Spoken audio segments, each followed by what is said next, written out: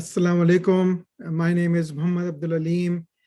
Once again, on behalf of World Council of Muslims for Interfaith Relations, Stand with Dignity and IslamiCity, welcome to this third episode of Muharram, a time of sacrifice and personal reformation. We hope that this series will be a template for intrafaith working on issues that we face as one common humanity. Again, we have with us two honored, esteemed hosts who are leading these sessions for us. Dr. Hasnain Walji, he comes from the Shia tradition, and he is an educator, historian, filmmaker, author, and he has written several books on nutrition and natural medicine. And we have Dr. Aslam Abdullah, who comes from the Sunni tradition. He has a doctorate in communications from the University of London and is a resident scholar at IslamiCity. And with that, I will turn it over to Dr. Hasnain Walji and Dr. Aslam. Assalamu alaikum. Alaikum assalam. أعوذ بالله من الشيطان اللعين الرجيم بسم الله الرحمن الرحيم الحمد لله رب العالمين والحمد لله الذي جعلني من أمتي سيد المرسلين خاتم النبيين طه وياسين أحمد محمود أبو القاسم محمد. My friends, welcome once again to this series on Muharram, a time for sacrifice and reformation.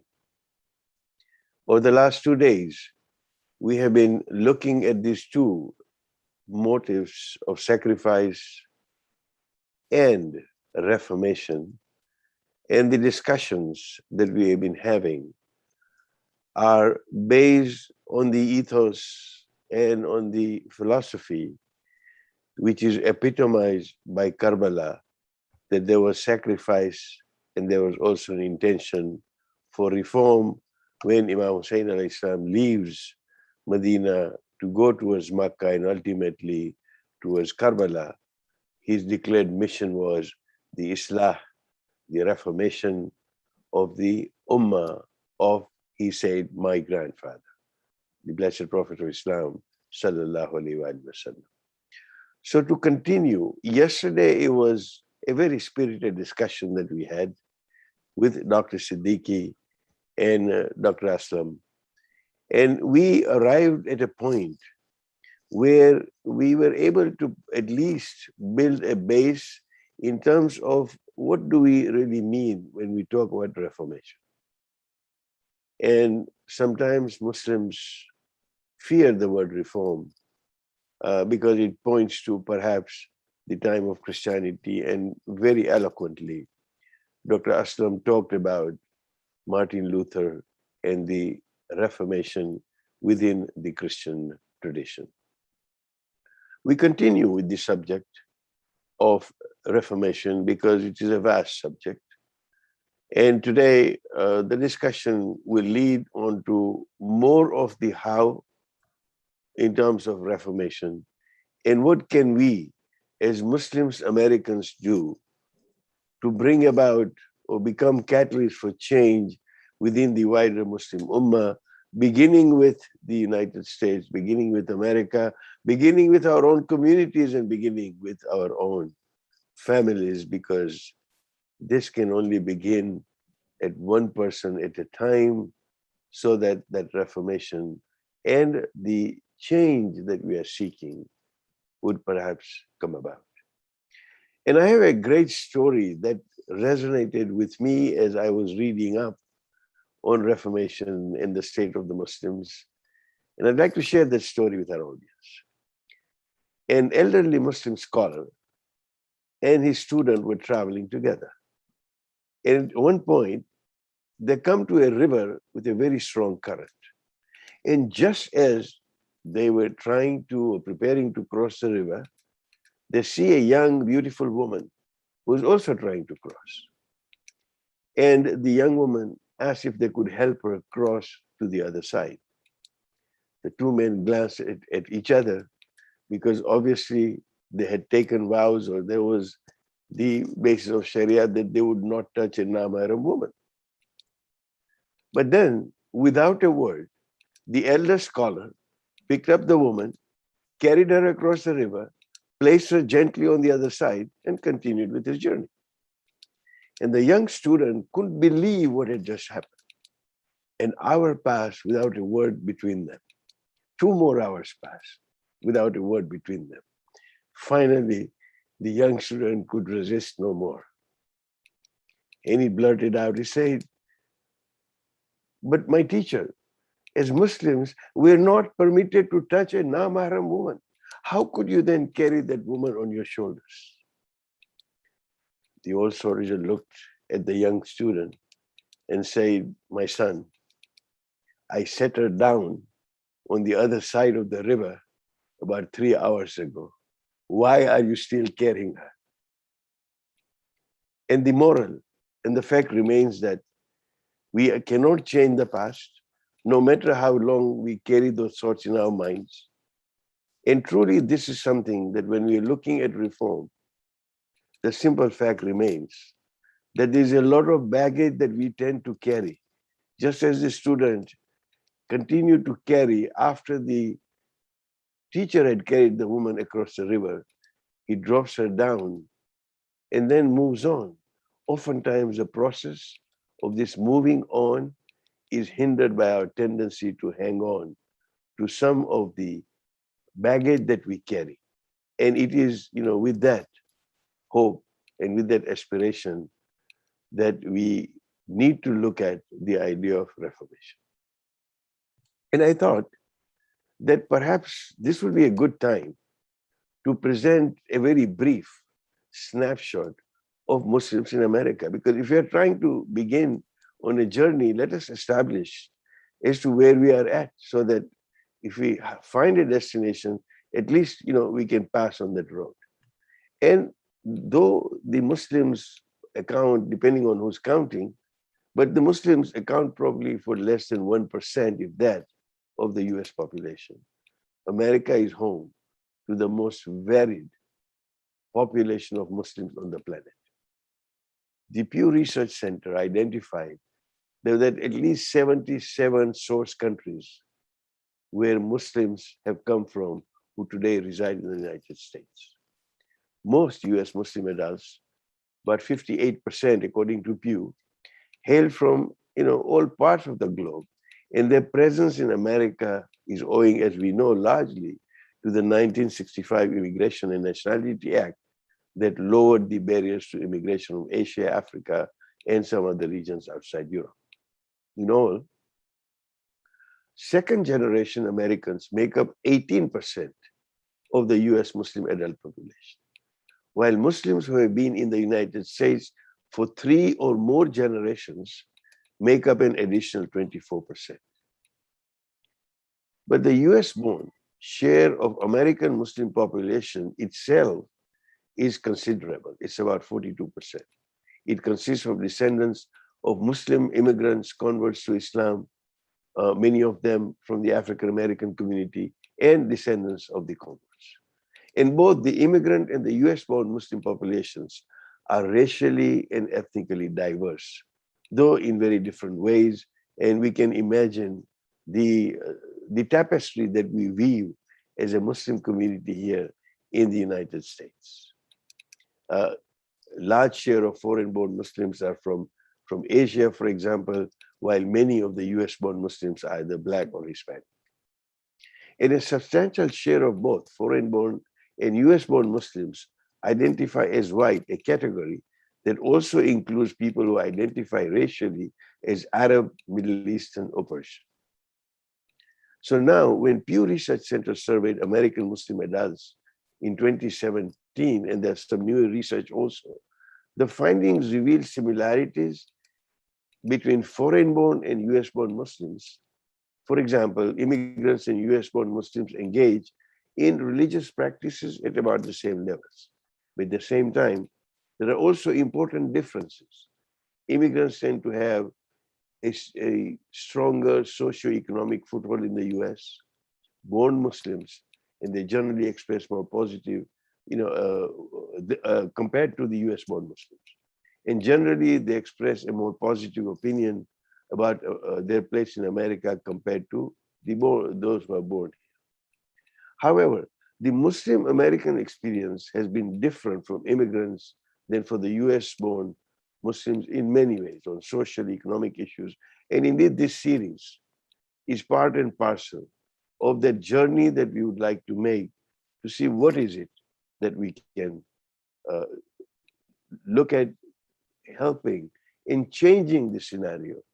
Because it's interesting to note that in general, the foreign-born Muslims and traditional, for them, the traditional Middle Eastern politics and religious traditions, and in some cases, even the Islamist ideology, has had and continues to have a formative influence on how Muslims think of their place in America and of America's relationship with the world.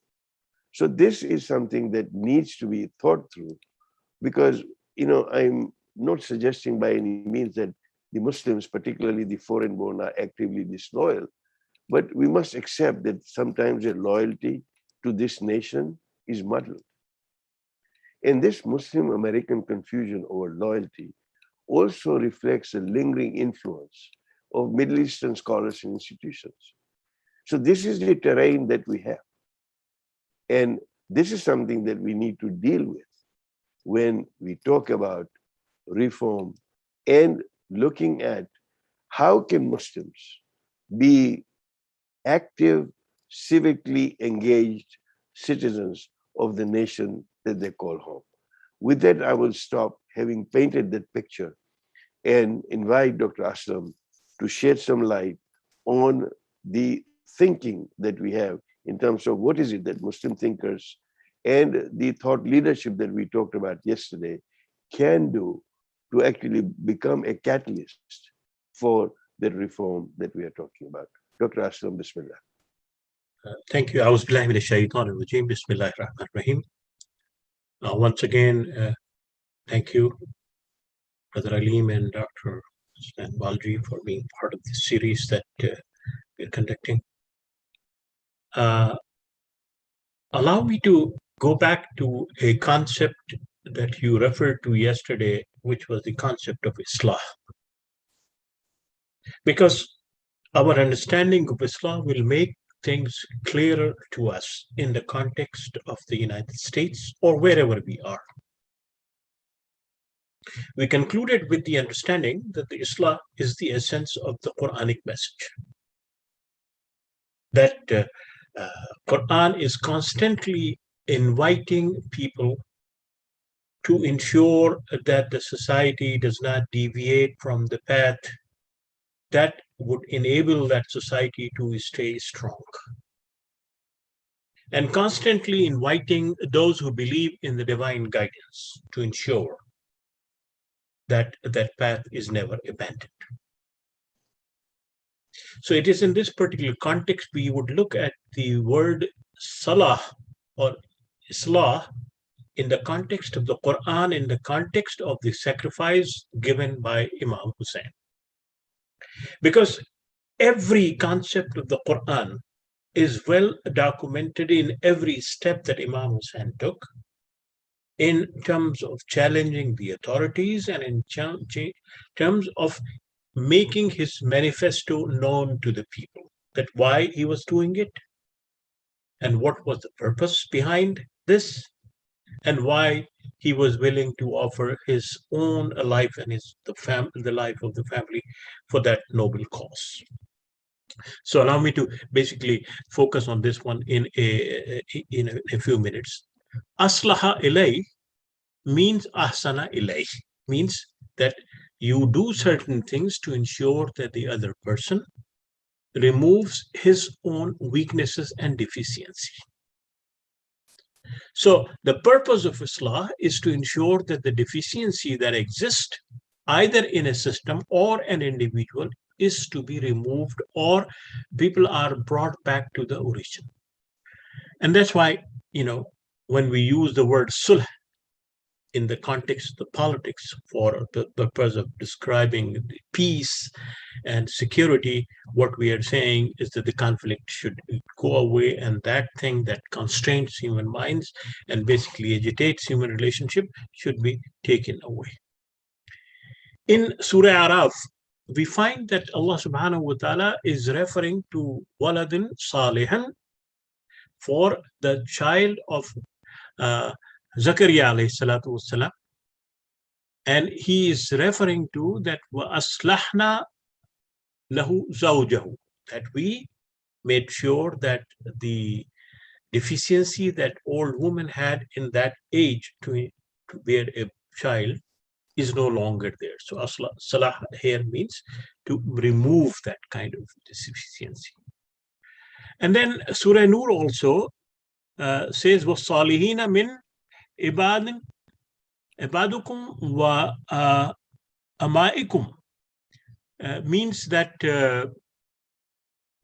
those who are under your protection should be taken care of, that all the deficiency that they have, their freedom has to be secure, their rights have to be secured. In Surah Yusuf also, we find that this word is used in the context of the Yusuf alayhi salatu wasalam. So we see that the word aslaha means removing the deficiencies in a system and an individual to ensure that we go back to its original form. In other words, to maintain the balance, because without the balance, the society would become corrupt and the society would disintegrate itself. And that's why the Quran said that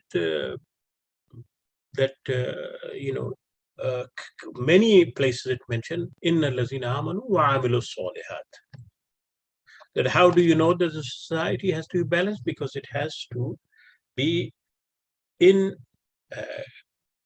it has to be compatible with the demands of Iman or with the system of Iman.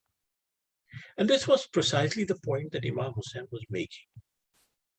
That the power elite and those people who had usurped the rights of others have gone to that extent where they are clearly violating the Quranic message of maintaining balance in human relationship.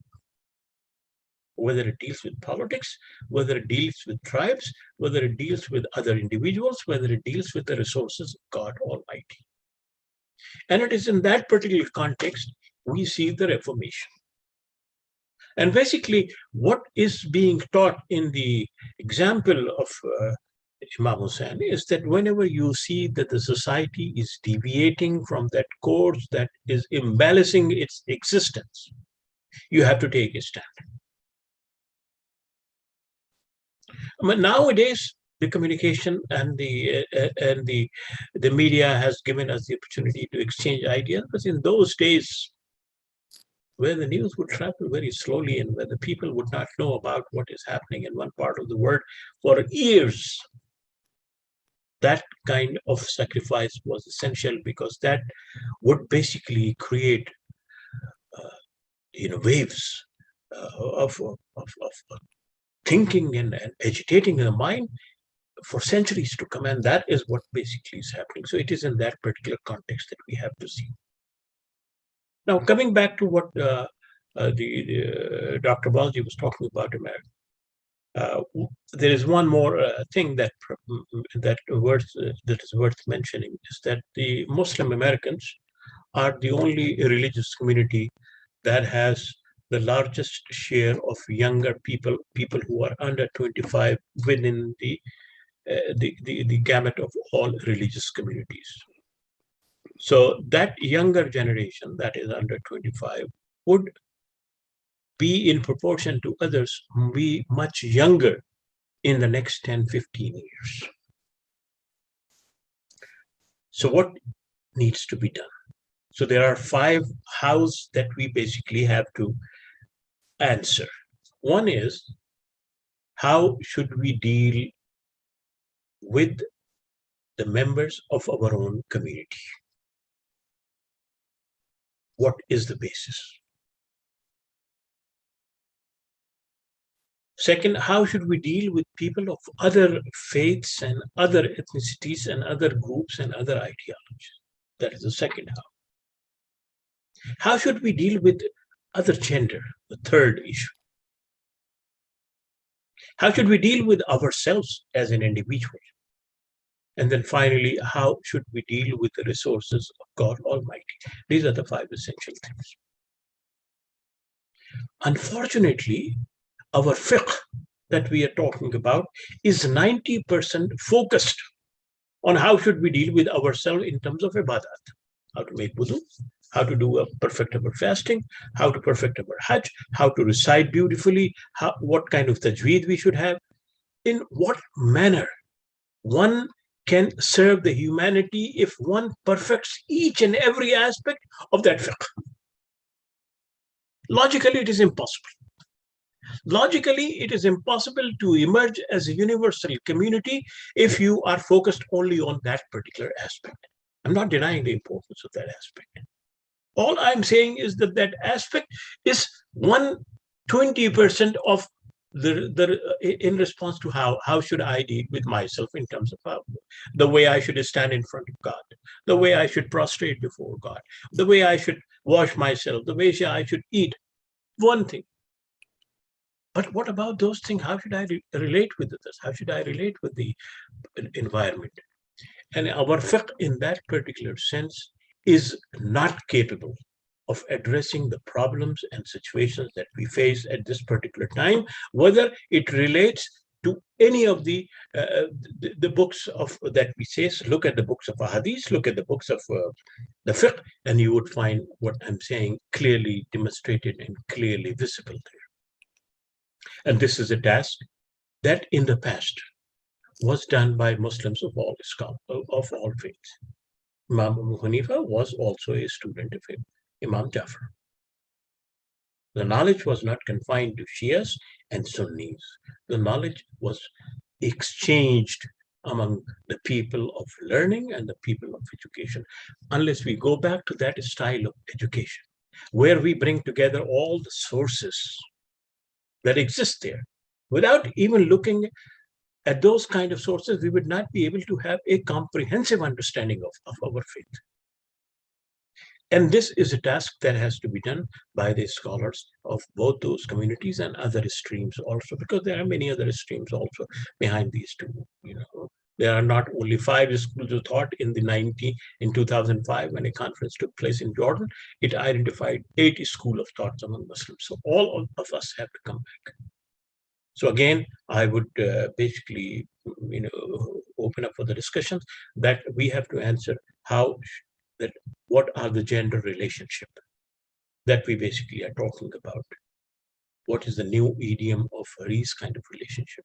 What are the political relationship when we are dealing with the third in terms of authority and in terms of relationship? What is the new economic relationship that we would develop based on our connection to the sources, and what is the social relationship that we would develop within our own community, and in what way the spiritual relationship that we would develop. So it's basically an effort to understand the Quranic message and the sacrifice of Imam Hussain in the context of these 5 things: the spiritual, social, political, economic, and cultural aspects. This is where basically our fiqh at this time is not capable. Please don't get me wrong in that one. No matter if you make me a perfect person to pray myself, this is not going to help the society in any way, any form, any shape. For those people whose 80% do not even know what this faith is all about and what is the emphasis of Islam in terms of its relationship with others. And I'll stop here.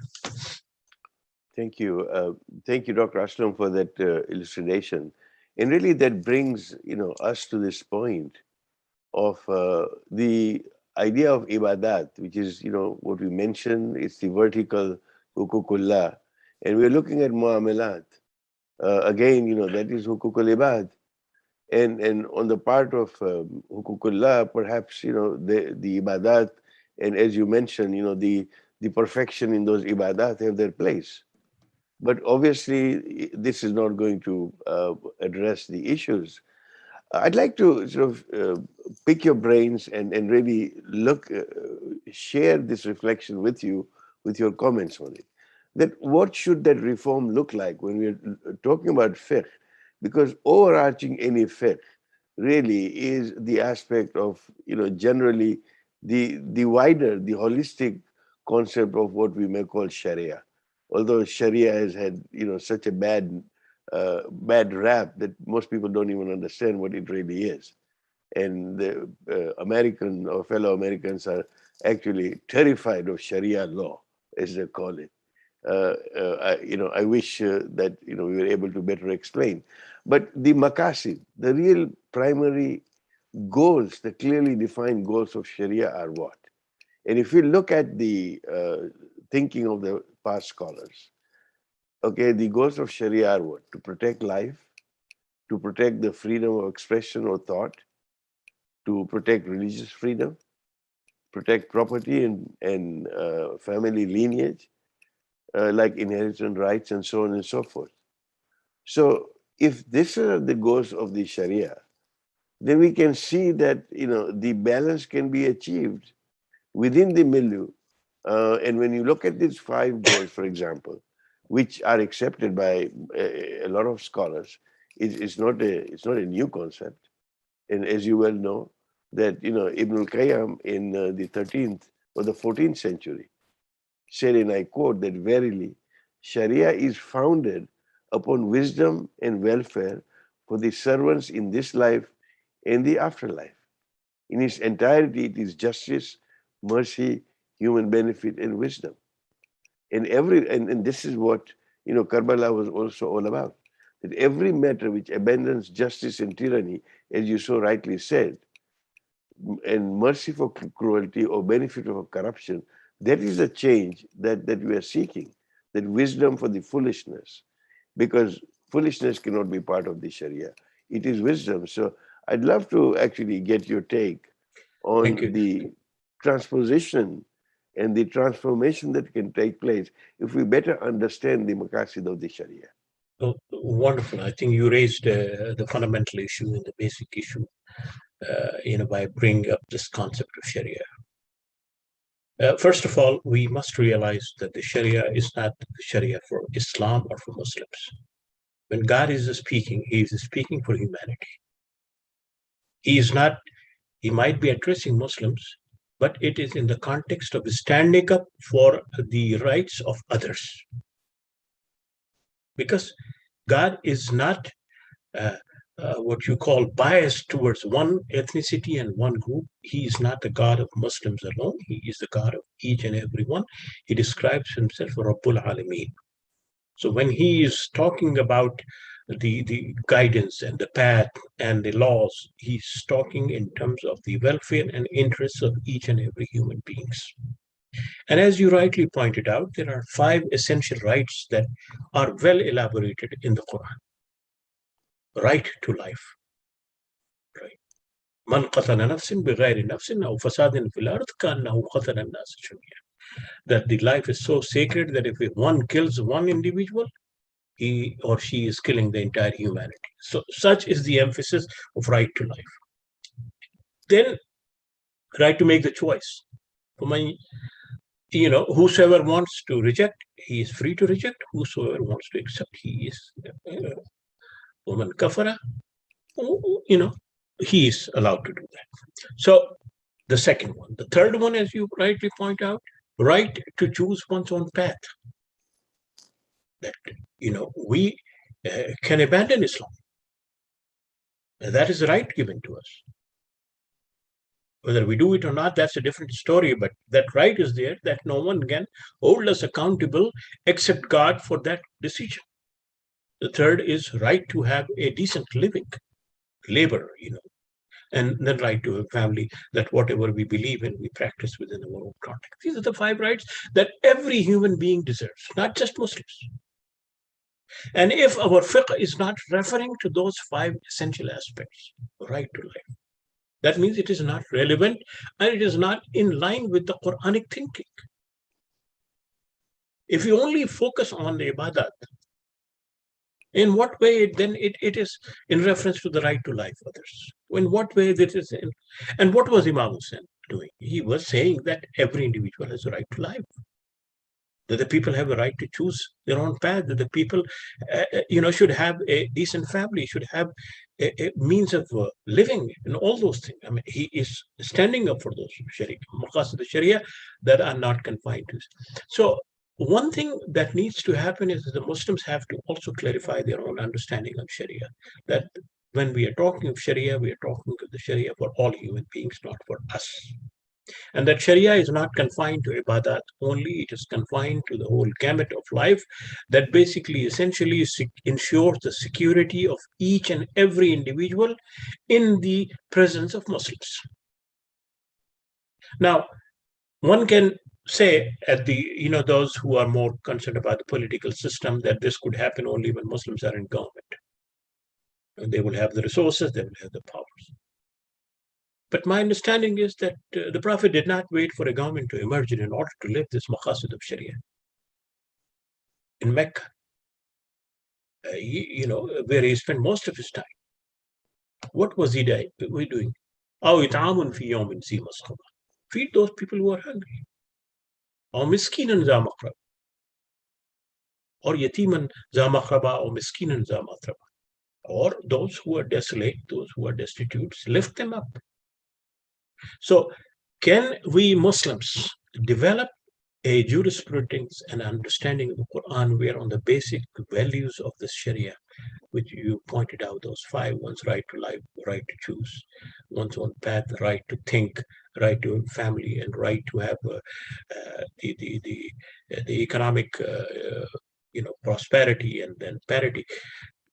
Can we think in terms of redirecting our efforts to those issues in the context of the American society? And before we do that, can we also redirect that in the context of the American Muslims? 35% of American Muslims make of African Americans. Their annual income is less than 18,000 a year, compared to other Muslims who earn more than 62,000 or 64,000, as the national average suggests about them, with large families. Nearly 50% of their men are in incarceration.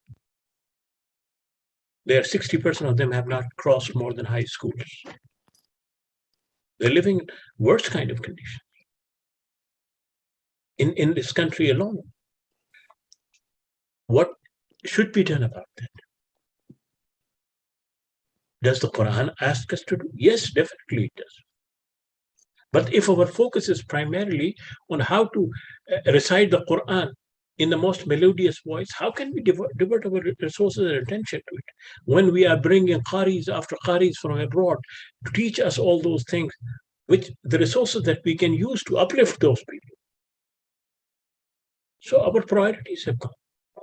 And in that particular respect, Islam is the essence of our existence in this country, and within the context of the Sharia, because Inna lazina amanu wa amilu salihat, without Iman, it is part of Iman to stand for those people. And it is in that particular context, I think, that we should look at it.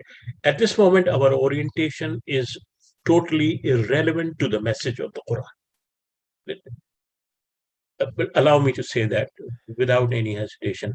We can say in our masajid that Islam is the greatest religion. We can say whatever we want to say.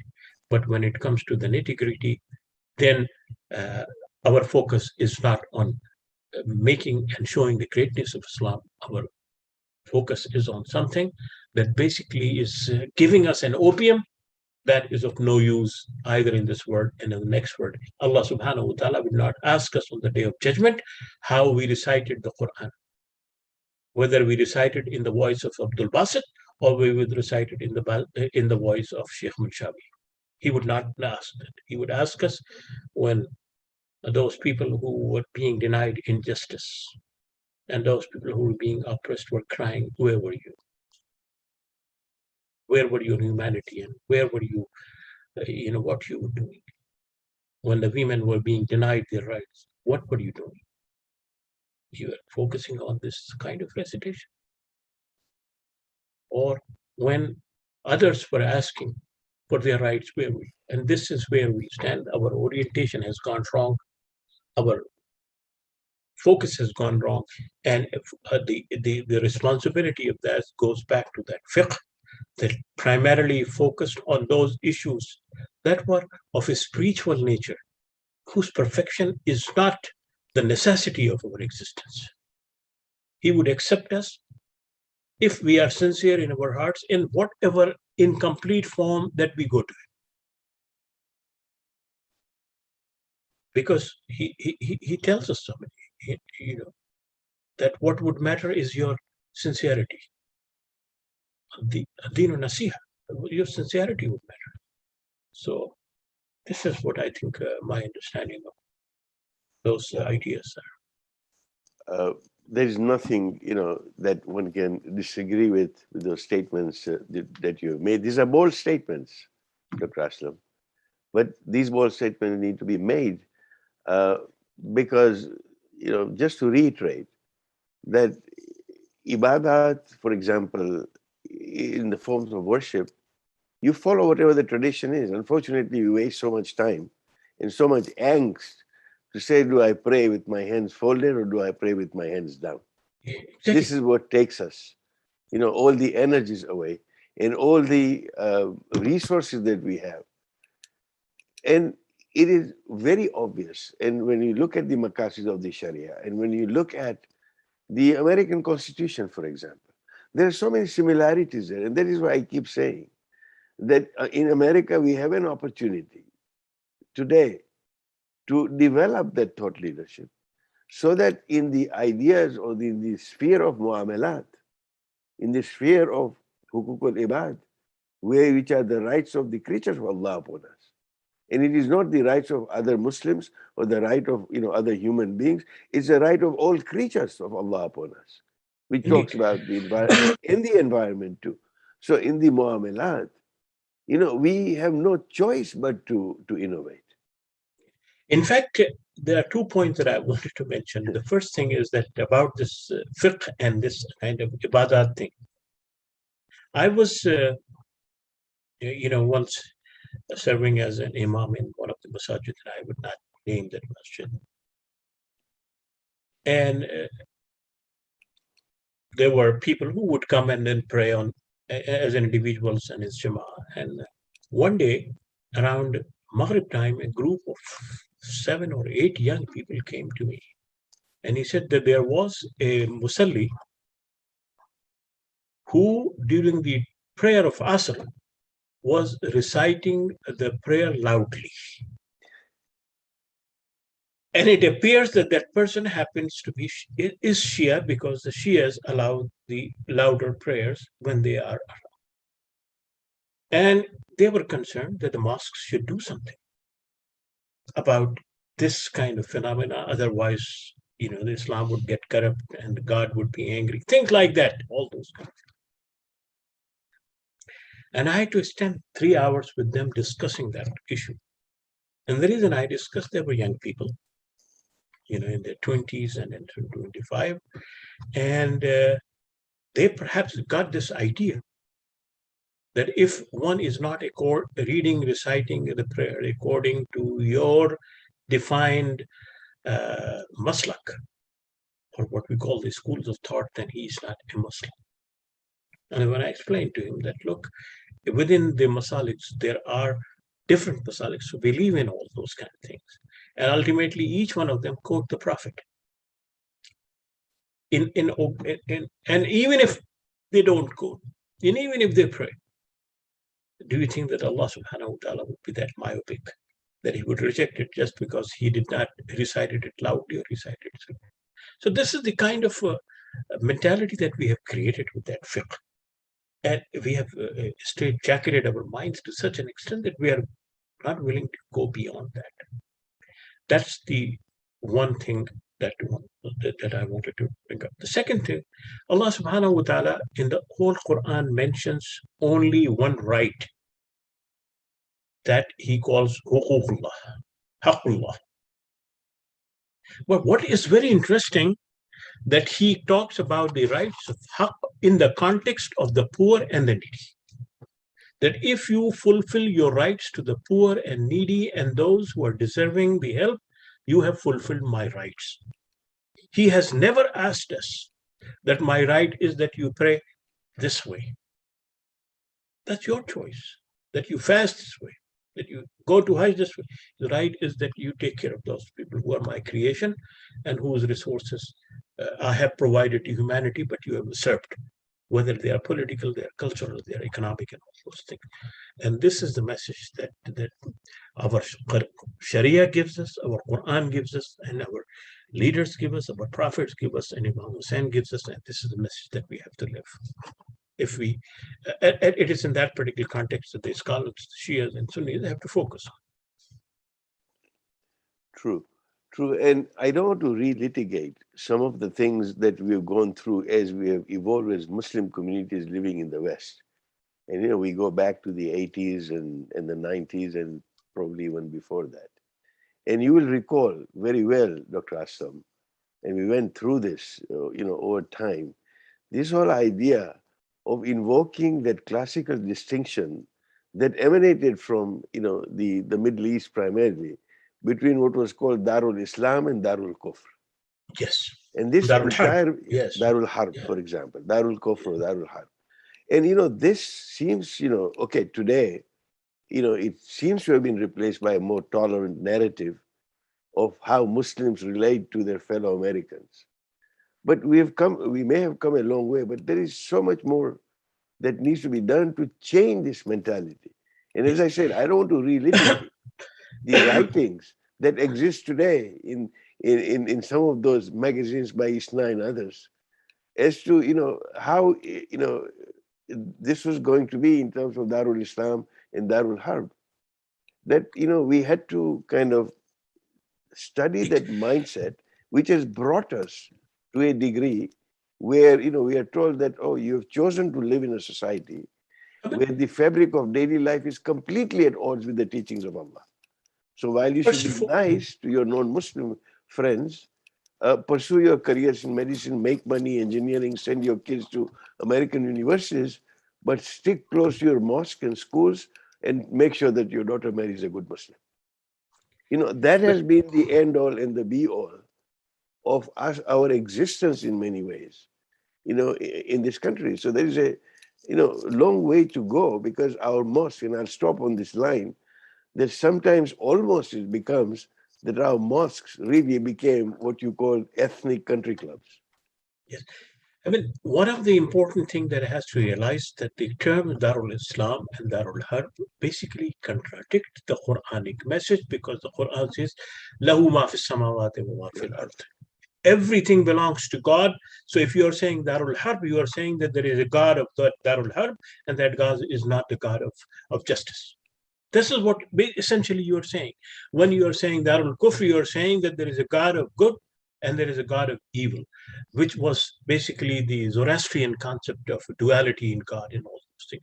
So that those concepts are primary, and the reason that we have not used the critical thinking is that we have accepted them as they are, without looking at does it basically confirm the Quran. Quran says, "Wallahu yadu ila daris salam," not Darul Islam. Darul Salam means the abode of peace. A society where justice would prevail, a society where equality would prevail, a society where prosperity would prevail. In this context of the world, not in the context of Jannah only. So, and how would you establish that society? You would establish based on the ideas that God has given us and that our mind is capable of generating on the basis of the Quran, on the divine guidance for all humanity, not just for one. And what has happened is that those discussions, Darul Harb, Darul Aslam, Darul Amn, Darul Kufr, have confused and basically diverted us from the real issues. I mean, did the Prophet ﷺ ever make that kind of distinction? The Mecca, one example, and then we will inshallah have more discussion on that. One example, immediately after the Battle of Uhud, in which the Muslims were killed quite heavily, the news came that there is a famine in Mecca. And what was the Prophet's response? Did he say, this is Darul Kufr and let them die? He, on the contrary, came to the masjid and asked people to raise funds. And we are told that the 500 camels loaded with the grain and with the resources were sent to Mecca to those people who were in conflict with Muslims. Who many of them have killed, including his own uncle. So, I mean, to have this kind of division that will happen, that is chauvinism. It's basically the denial of the primacy of the divine guidance at your own political interests. This is not faith. This is politics, and this is not even politics, vulgarity in the name of religion. And I think this is something that has to be said, because unless we understand the realities within the context of the Quran, we would not be able to relive that message. And this is the need of the hour.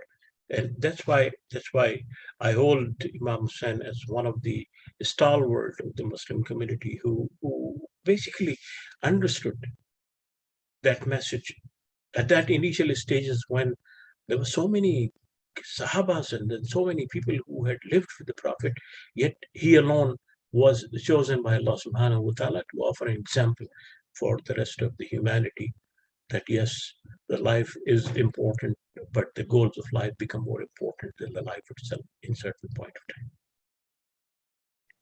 So, Dr. Aslam, let us move on. That we say Reformation must begin where, and we need to leave behind some of these idols that we have discussed and the concept that some of us have held in terms of evolution. What steps, should we be considering to help realize the great potential of Islam as a positive and a civilizing force where, we can be engaged citizens of this planet, looking after our fellow beings, looking after the environment, because truly, these are the essentials of Islam as understood and taught to us by the Quranic text, as we, keep on repeating and reminding ourselves that equality, social justice, freedom, the innate dignity of the human species really envelops that very ideal. And this is what Karbala was all about. When you look at every step Imam Hussain al-Islam took, it was about equality, it was about social justice, it was about the innate dignity of human beings as to what was happening at that time. So what can we do to walk in those steps where we have this opportunity? Yesterday, we briefly touched upon perhaps creating some vehicle of thought leadership. But what can our masajids, what can our leadership really do to be able to create that critical mass? They say, I don't know where that statistic came from, but they say it takes 18% to make a change. So what are your thoughts on that? I think one of the essential thing for this Islah is the equal participation of our women in the reconstruction of Muslim society. This is the primary, what you call the issue. At the moment, the community is standing on one feet and carrying the burden with one hand. The other feet and the other hand is another part of the brain is totally silent. Yes, occasionally you would see, token kind of presence of the women and all those kind of things. But in essence, unless the masajid, and before that, the theology of the masajid that says that the women should not pray in the masajid is challenged, is questioned. Why shouldn't they be questioned? Why shouldn't they be praying? Why should they not be part of the masajid? Is it primarily they are prevented from coming to the masajid because Allah wants to secure the sexual perversion of men, so that they may feel distracted? If men are so weak in terms of their resolve to relate to others, they should better pray at home. rather than, confining women at their homes. So this is a central issue. None of our masjid is capable of providing equality to our women on psychological and theological basis. Look at the physical structure of any masjid. None of them have equal space for their sisters. None of them. From, Alaska to California, you will not find them. And this is something that has to happen unless they feel welcome. They are not feel welcomed. When they don't have a big room as big as men, why didn't the people who were constructing mosques think in those terms at the time when it was being built? That the community consists of men and women. And Allah subhanahu wa ta'ala, when it says that Iman, those who believe in God should establish prayers, He's not saying only men should establish prayers. Innal mu'minina wal mu'minat wal muslimina wal muslimat wal qanitina wal qanitat wal sabirina wal sabirat. Everywhere Allah subhanahu wa ta'ala is specifically mentioning.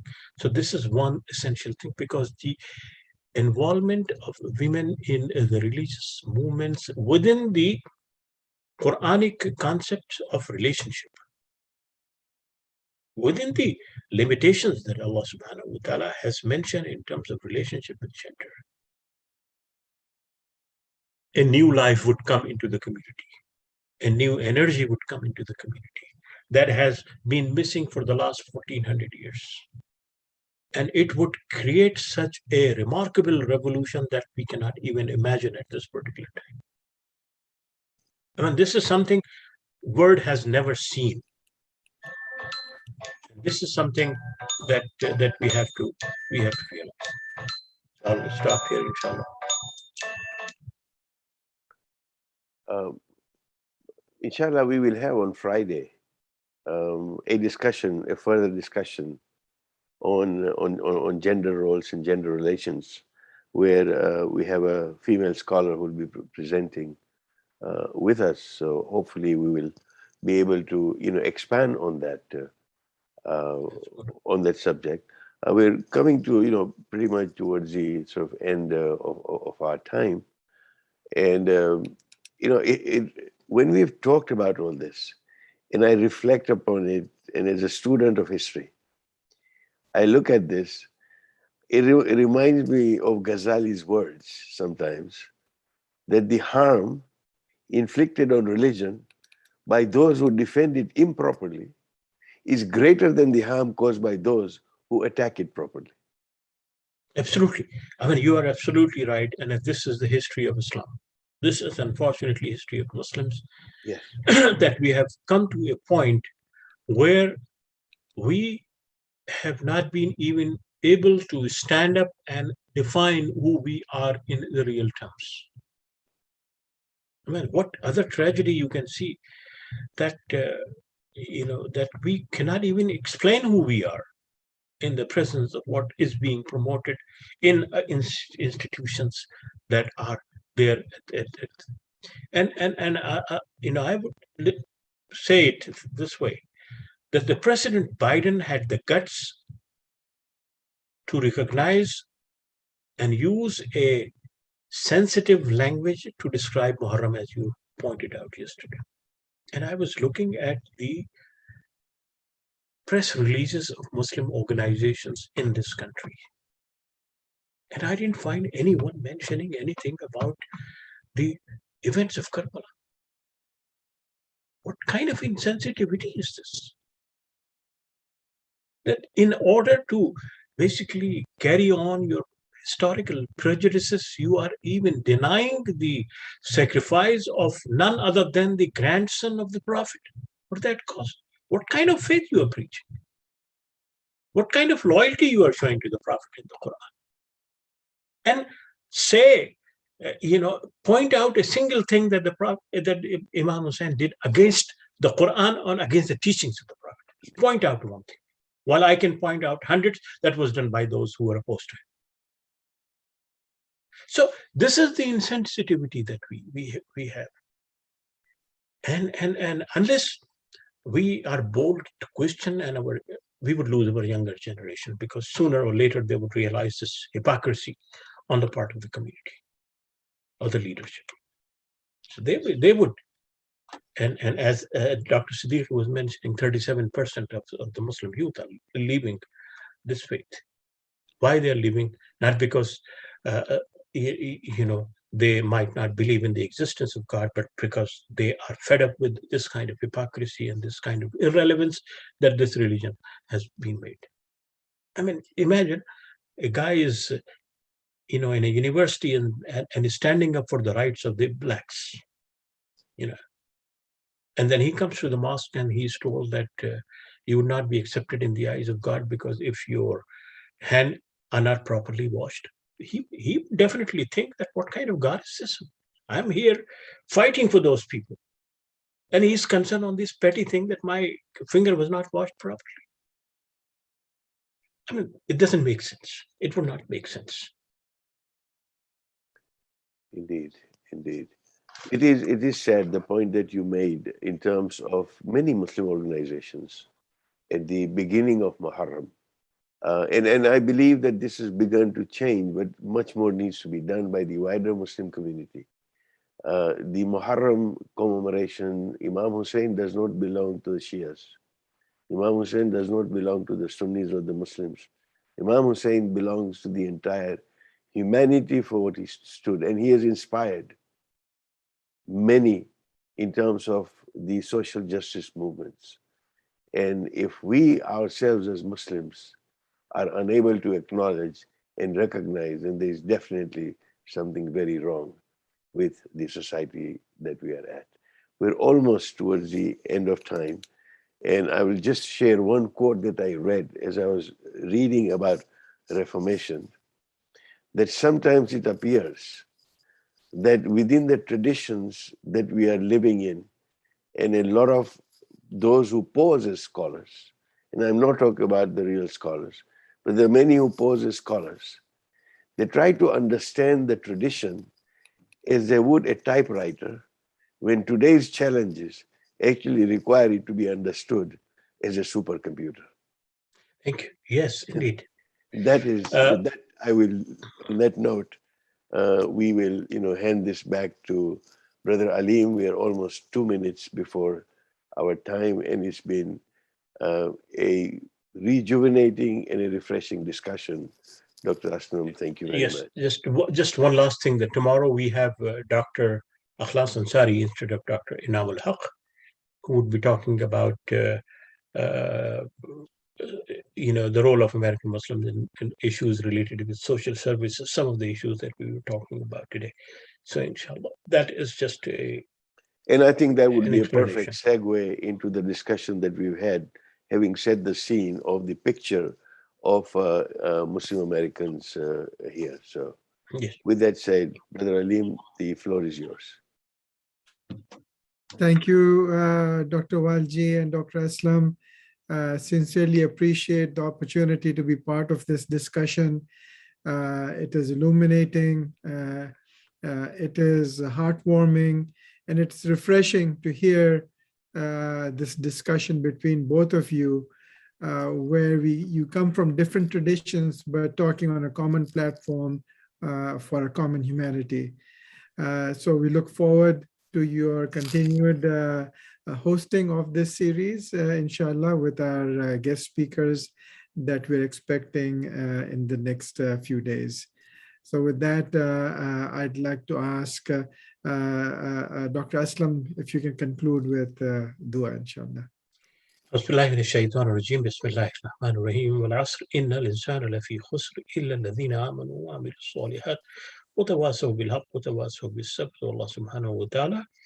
We are indeed in a great loss without your guidance, and show us the right path and help us to stand firm on the path of justice and the truth, and give us the ability to communicate with each other on those issues. Subhana rabbika rabbil izzati amma yasifun wa salamun ala al-mursaleen walhamdulillahi rabbil alameen.